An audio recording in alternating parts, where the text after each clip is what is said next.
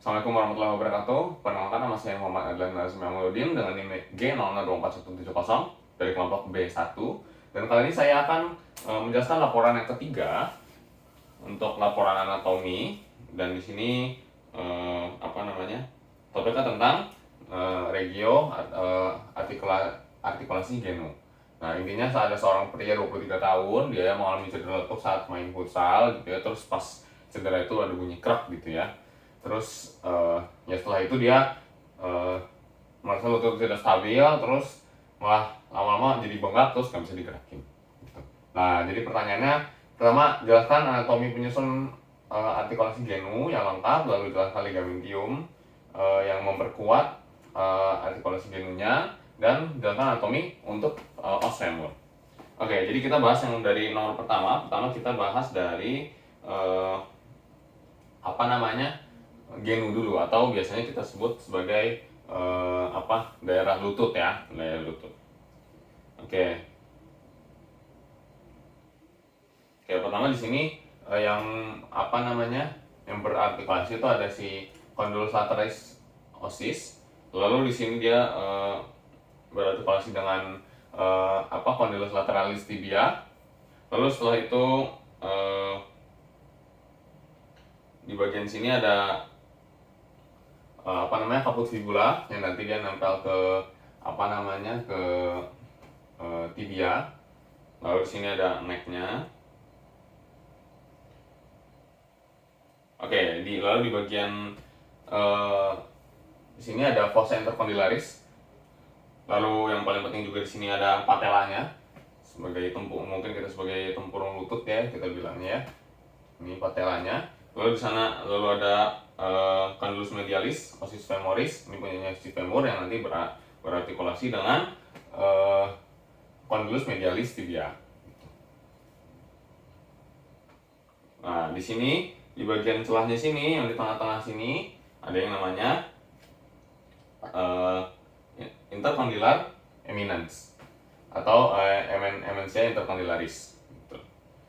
Lalu selanjutnya di sini di bagian punya tibia, di bagian atasnya di sini ada yang namanya intercondylaris posterior. Lalu ini tulang tibianya. Yang di atas ini adalah tulang femurnya. Gitu. Ini adalah overview dari artikulasi genunya. Lalu apa saja sih ligamen yang memperkuat artikulasi ini gitu. Nah, di sini ada beberapa ligamen ya. Nah, pertama di sini ada ada tendonnya dulu, ada tendon quadricipitis femoris. Quadricipitis femoris ini dia yang nanti nempel di patella. Nah, lalu di sini ada bagian yang namanya epicondylus lateralis ossis femoris, yang nanti dia akan ditempeli oleh otot popliteus. Oke, lalu di sini ada yang ada celah di antara keduanya yang supaya fungsinya mereka supaya tidak bergesekan langsung ya, supaya tidak rusak jadinya. Nah, ini bernama meniscus lateralis articulatio genus. Lalu berikutnya ada, di sini juga sama yang menempel pada epicondylus lateralis ossis femoris. Di sini ada yang namanya ligamentum collateral fibulae. Gitu. Nah, yang nanti menempel juga pada apex capitis fibula sini, dan menempel di dua titik ini. Lalu ada patellar ligamen. Di sini bagian bawahnya patella ya. Nah, sini. Nah, patella patellar ligamen ini dia ligamentum patella akan menempel ke bagian tibia. Nah, ke bagian tuberositas tibia gitu. Lanjut ke berikutnya. Nah, kalau yang sekarang di sini ada yang bagian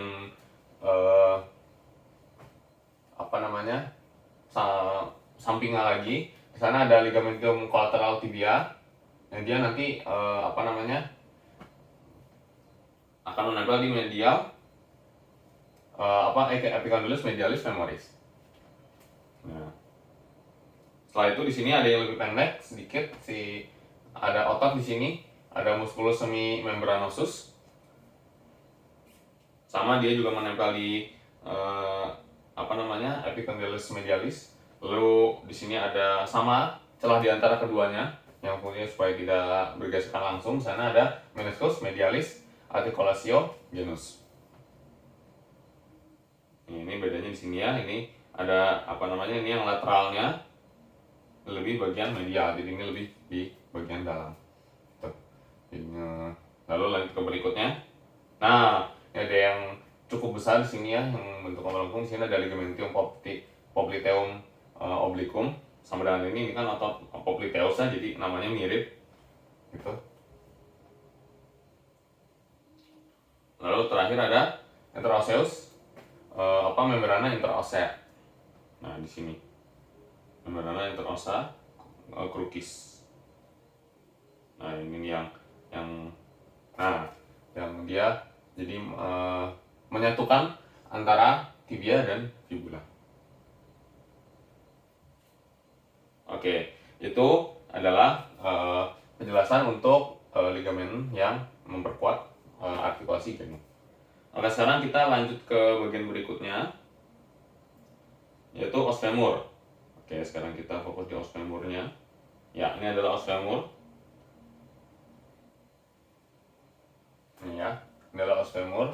Kita coba yang bagian kanan saja. Nah, ini pertama di sini ada corpus osseus femoris. Ini yang paling besarnya ya, seperti namanya, corpus itu badannya ya. Jadi dia badan si femurnya. Lalu selanjutnya di sini ada trochanter mayor. Di sini dia yang terasa menjendul di sini, yang ada jendulan di sini, ini namanya ada trochanter mayor. Lalu di sini ada caput osseus femoris. Ini yang paling gampang dihafalkan sebenarnya, karena ini yang caputnya punya femur. Lalu yang dia nanti itu berartikulasi di bagian pubis ya. Gitu.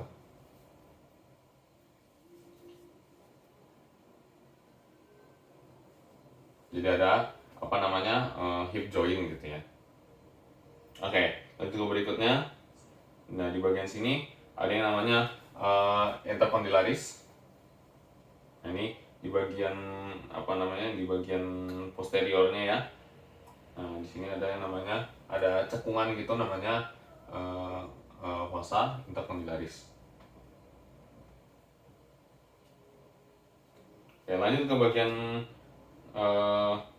yang lebih lateral. Di sini ada condylus lateralis osseus femoris. Kalau yang tadi namanya ini fossa intercondylaris di antara kondylar gitu ya, fossa intercondylaris. Yang di sini sekarang adalah bagian lateral, jadi lateral condylus lateralis punya siapa? Osseus femoris gitu. Oke, lalu di sini ada tonjolan lagi, namun ini tidak terlalu besar. Jadi ini ada trochanter minor.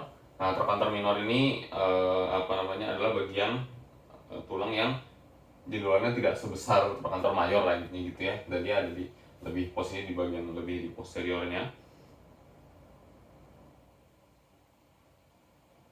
Nah, lalu di sini ada bagian medialnya ya, condylus medialis osseus femoris.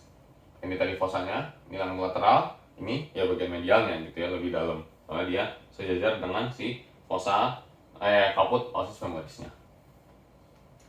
Dan terakhir di sini ada column osseus femoris. Column itu kan leher ya, jadi ini ya lehernya sih femur gitu.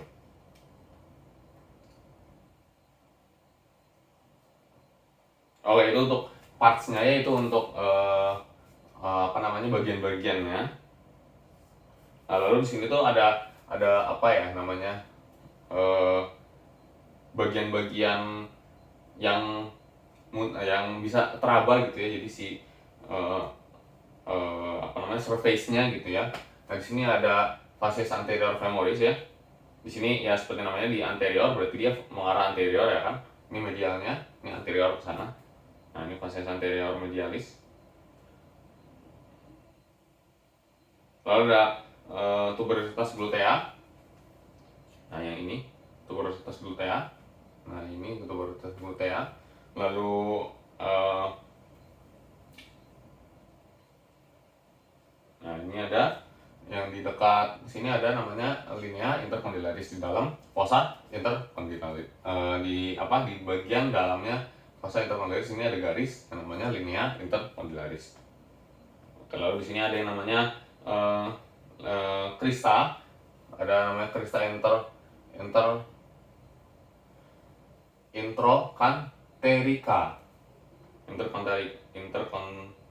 Introcanterica. Sebenarnya namanya krista, dia bukan berarti agak menjendul. Lalu di sini ada linea intertrochanteria. Nah ini adalah garisnya, kalau di sini dia bentuknya garis ya. Nah ini linea intertrochanteria. Sebenarnya namanya intertrochanteria karena kan trochanter mayor dan minor, ini kan mayor minor. Nah di sini ada garisnya. Tuh. Nah di sini ada margo lateralis femoris. Nah ini yang panjang di sini.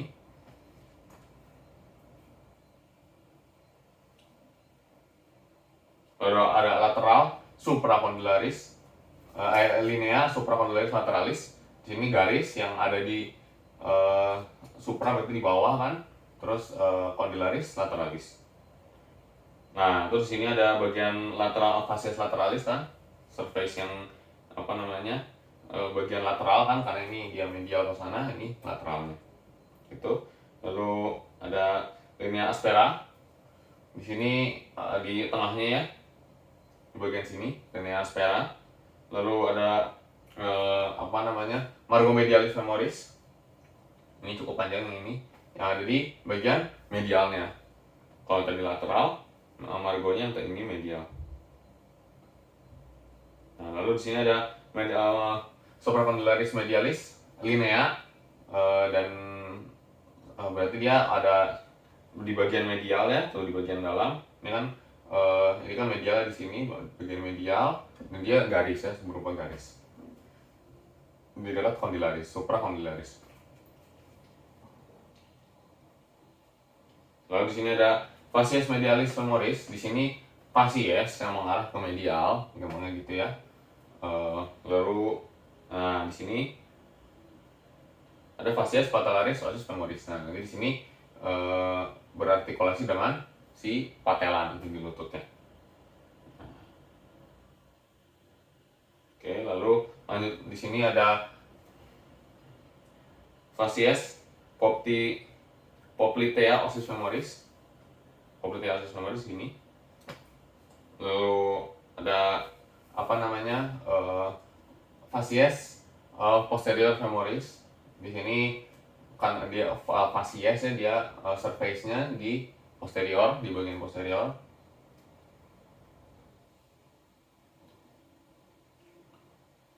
Terus ini ada linea spinalis. Untuk ini sebagai